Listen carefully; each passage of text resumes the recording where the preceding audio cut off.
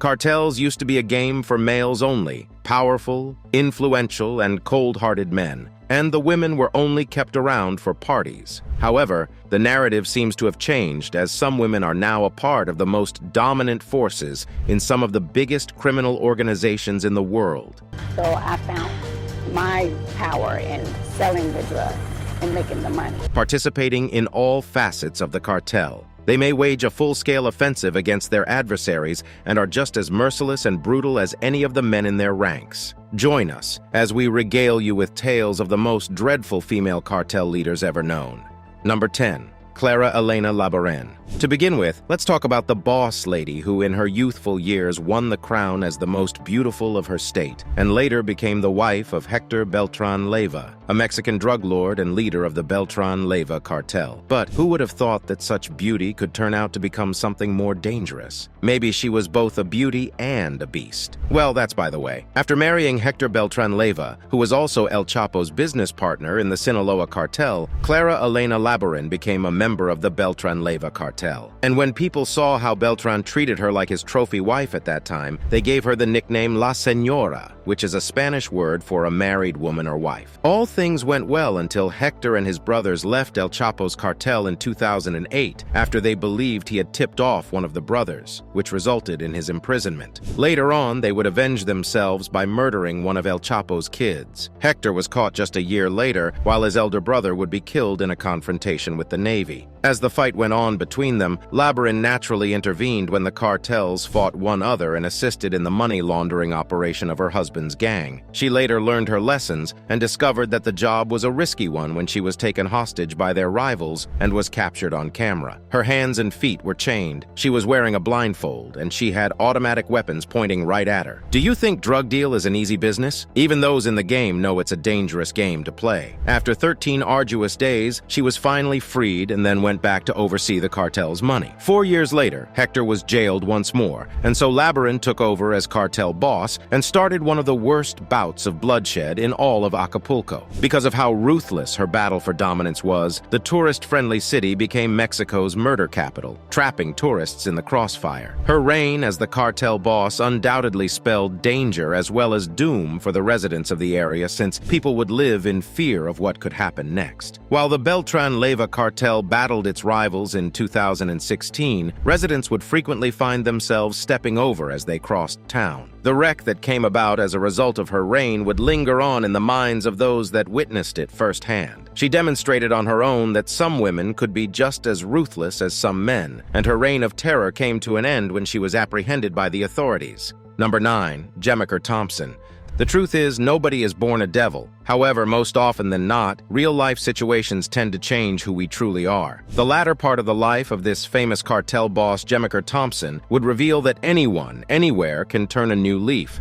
Thompson, better known as the Queen Pin, would rise to the top of the cocaine trade during the height of the Los Angeles crack epidemic in the 1980s. One would wonder how exactly she arrived there being a female. Well, Jemiker, who had been forcibly removed from her home at an early age, joined forces with Anthony M. Daff Mosley, an older man, to launch a lucrative cocaine trafficking business in Los Angeles. Later on, the couple would wed and even give birth to a son named Anthony. As time went on, Jemiker and Daff shifted to the highly sought-after narcotic crack cocaine after several months in the drug business. However, drug trafficking is a risky job. The dangers of drug trafficking became obvious to Jemiker Thompson when Daff died while cleaning his car. Yes, he was murdered, and Jemiker was left broken. But the brokenness was not to last. She had to be strong and move on. The heartbroken Jemiker picked herself up and was well on her way. She kept growing, which allowed her to expand her territories and enter new states across the nation. At the same time, she made investments in the hair industry, where she sold hair to celebrities and toured all around to market her goods. She eventually met a man named Cheese, who would later turn out to be unreliable because he helped the police and leaked her identity after the two parted ways. Because of his deeds, Jemiker was compelled to leave Los Angeles Angeles and go into hiding. She managed to elude the police for 2 years before deciding to come back to Los Angeles in 1993 because of her son.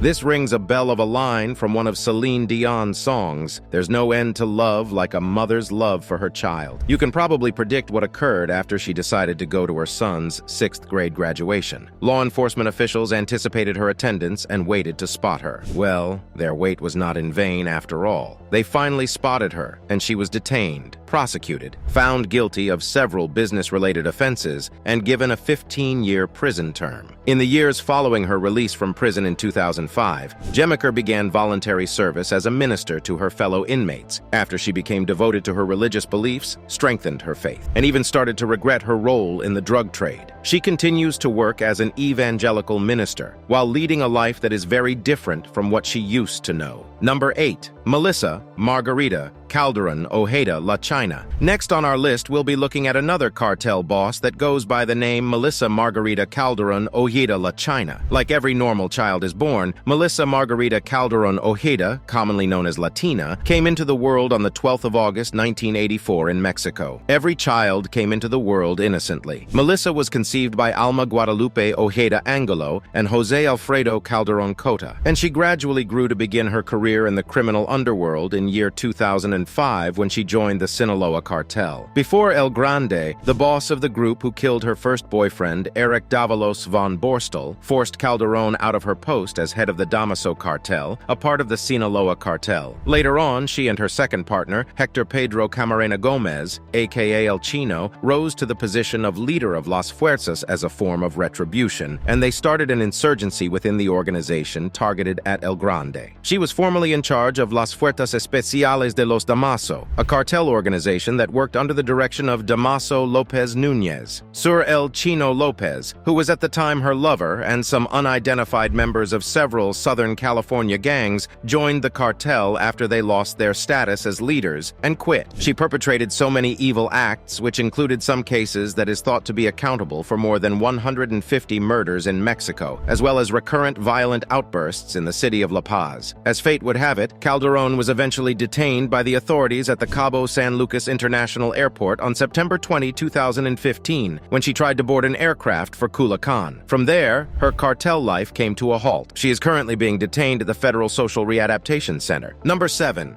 Sandra Avila Beltran, Queen of the Pacific. Have you seen the Netflix series titled The Queen of the South? Well, many people think that the series was based on the life of the famous Sandra Avila Beltran. Furthermore, sources have it that Sandra Avila Beltran herself sued Netflix because she thinks that they may have used her life story to come up with the movie series. Well, that's nothing to worry about. Let's talk about what and how Sandra Avila Beltran became so popular. Sandra Avila Beltran was a boss lady and cartel boss who was also referred to as the Queen of the Pacific. And believe it, there's a solid reason for that title. She was so well liked among the cartels that Los Tigres del Norte wrote a song called Narco Corrido about her in 2004. As if that wasn't enough, she served as the model for the popular Mexican telenovela Laura del Sur. You should be able to tell how famous she was from this. But how did she get this so-called title, Queen of the Pacific? Well, Sandra obtained her moniker by commandeering a fleet of tuna boats,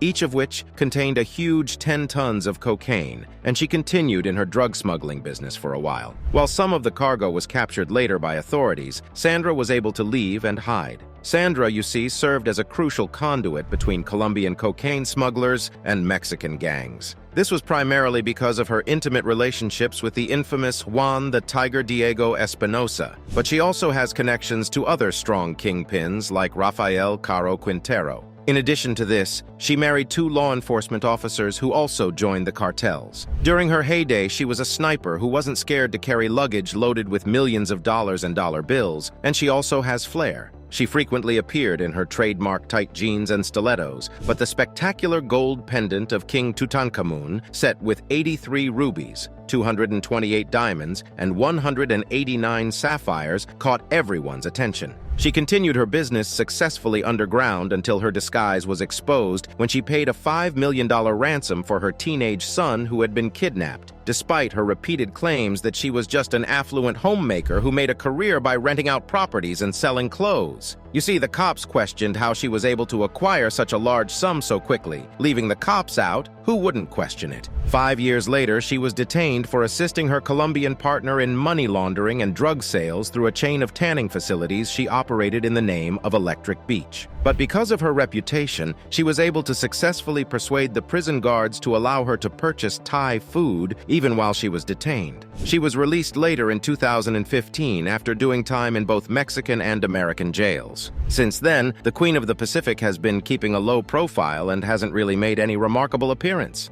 Number 6. La Catrina. If you live anywhere in the world, especially Mexico, you'd be aware of the popular La Catrina, which is a well-known figure connected to the Day of the Dead. It has also evolved into a symbol of Mexican identity and is occasionally used in contrast to the Halloween jack-o'-lantern. The Mexican printmaker and lithographer José Guadalupe Posada produced a zinc etching called La Calavera Catrina in the year 1910. It was first released as a photo relief etching in a satirical broadside in 1913 as the size of a newspaper. Enough of history. Although La Catrina is a persona connected with death in Mexico, Maria Guadalupe López Esquivel was given the moniker La Catrina. Before she was shot dead at the age of 21, she was one of the cartel's top leaders. After Maria got involved with one of the ringleaders, Miguel Fernandez, she spent some time with the CJ Yang cartel. In reality, she took over as the hitman's boss, which is also when she got herself the nickname La Catrina. The young woman's work would win her the moniker Cruel Sicaria, but when she was shot in the neck, her life was cut short quickly. She was camping alongside several armed members of the Jalisco New Generation gang when the safe house was stormed by the Mexican Army, National Guard, and the Michoacan State Police. After the shootout, a video showing a terrified and disheveled Esquivel was made public, showing her lying face down against the wall. After she was shot in the operation, police tried to calm her down so they could take her to the hospital, but she passed while en route. While there is little doubt that she was vicious and needed to be stopped, additional reports showed that she was in charge of funding other cartel members and organizing kidnappings, assassinations, and extortion. It's also heartbreaking to see how simple it is for adults to recruit impressionable young children into such risky endeavors. After all, these young children would be innocent and naive. Now it's time for today's subscribers pick. Look at these 3 young, beautiful girls. If you were asked to guess their ages, you'd probably mention ages in the teen category.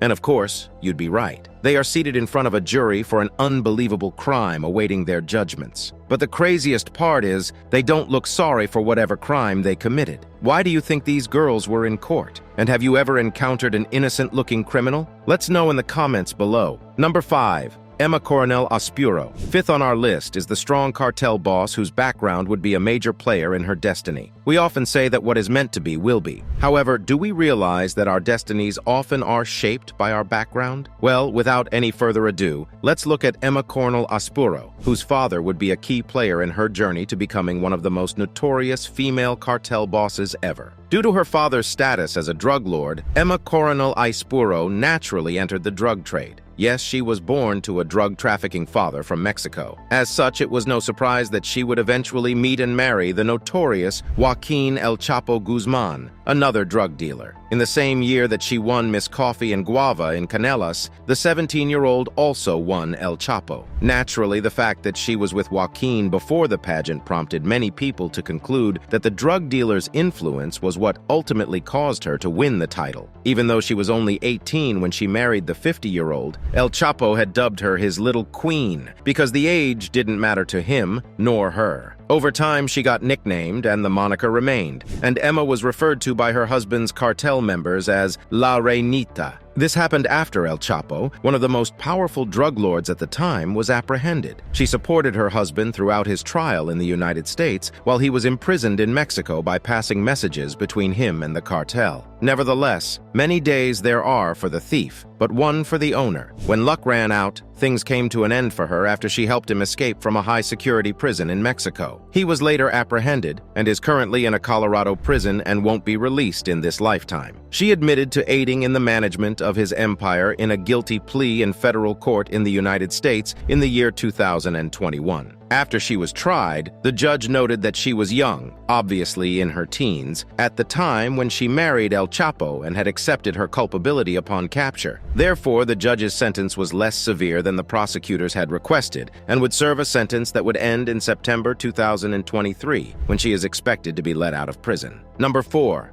Enedina Arellano Felix. Quaternarily, Enedina Arellano Felix. When something happens consecutively in a family, most people would say it is a curse of some sort that needs to be lifted. Such is the case of the Arellano Felix brothers. They happen to be well-known drug smugglers in Tijuana on the Mexican border. However, this brotherhood was known to frequently meet a tragic end. Take, for instance, the oldest, Francisco Rafael, who was assassinated at a celebration by someone who was dressed as a clown. Next, Ramon, a notorious torturer, was shot and murdered by police at a seaside carnival. Also, his nephew Luis Fernando Sanchez Arellano was arrested while watching Mexico defeat Croatia in the World Cup. From this, it is obvious that they do not end well. Probably because of this, the clan did something that many guys in the cartel world would never agree to. They gave a woman control after the 7 men in the family were either slain or imprisoned. Enedina Arellano Felix, one of the sisters, would be left in the leadership of what remained of the Tijuana cartel. She soon became a cartel boss in charge of delivering narcotics to California. While many women have been accused of dealing drugs since the 1920s, Enedina Arellano Felix, also known as La Jefa or the Boss, happened to be the very first to head a whole cartel. Enedina rose through the ranks and was given responsibility for money laundering by setting up fictitious companies like pharmacies. Unfortunately, she and her firms were included in a blacklist by the U.S. Treasury in the year 2002 under the Foreign Narcotics Kingpin Act. As a result of this, anyone from the United States who transacted business with them might face a fine of up to $1 million. She had become the cartel's top money manager by 2006, according to Mexico's Attorney General at the time, Daniel Cabeza de Vaca, but other men in the organization just couldn't help themselves. In 2008, Eduardo Arellano Felix led the cartel into a bloody turf war that left far too many people dead in and around Tijuana. According to Mike Vigil, the director of the Drug Enforcement Administration's International Operations, Sanchez Arellano took over with Enedina by his side after being detained by the police. La Jefa was much more focused on the cartel's primary goal than on making enemies left and right. She wanted money and friends, and her attractiveness helped her establish strong relationships with traffickers like El Chapo himself. When she was in charge, the violence decreased, and the organization returned to its old business of smuggling drugs into the United States. Number 3.